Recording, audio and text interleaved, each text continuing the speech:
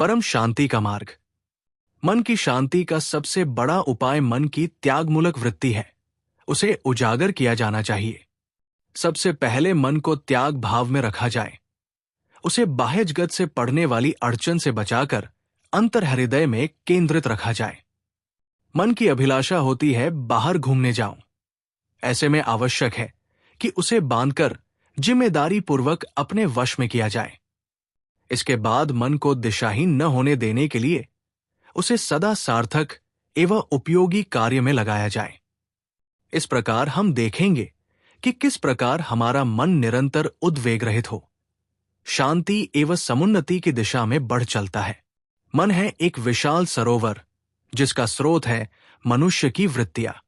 यदि वृत्तियों को रोककर उन्हें किसी आदर्श की दिशा में लगाया जाए, उनसे लाभ लेकर मन की गति एवं स्वरूप को निर्धारित किया जाए, तो देखते ही देखते संकल्प पूर्वक मन को नियंत्रित करना एवं आत्मिक शांति को प्राप्त करना सहज हो जाता है।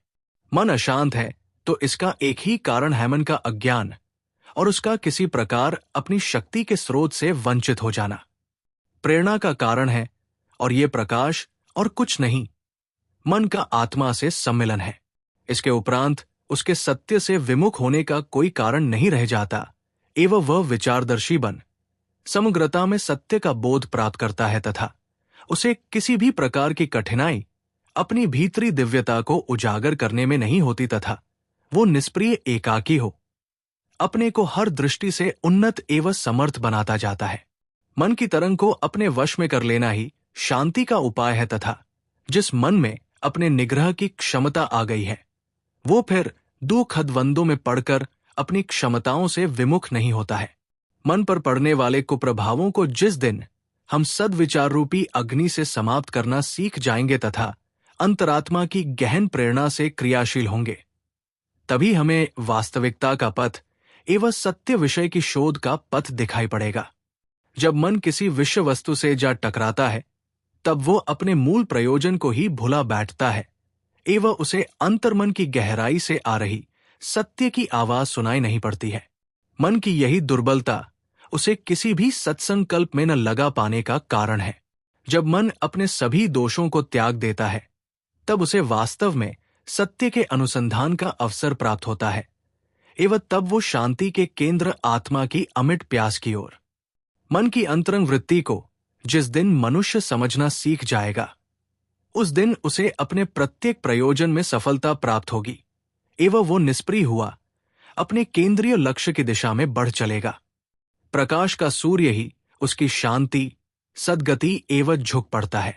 यही परम शांति का वो मार्ग है जिस पर हम सभी को चलना चाहिए। शांति पानी हो तो उसे दोष दुर्गुणों के परित्याग एवं अंतस के विकास पथ में देखा जाए, तभी वास्तव में व्यक्तित्व उस दिव्य शांति के अनुरूप गठित हो पाएगा जिसने विश्व को सदा से प्रफुल्लित एवं आलोकित किया है। शांति का उपाय अपने अंतर्मन के परिशोधन में है।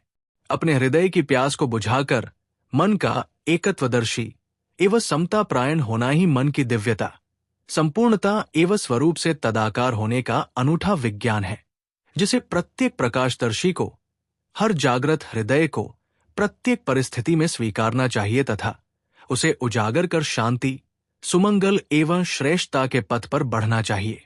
यदि हमारे हृदय में आत्मिक शांति का वास है तो उसे किसी भी परिस्थिति में किन्हीं भी कठिनाइयों के मध्य डिगाया नहीं जा सकेगा तथा वो परिपूर्णता में अपने विशुद्ध स्वरूप को प्राप्त करने में सफल हो सकेगा।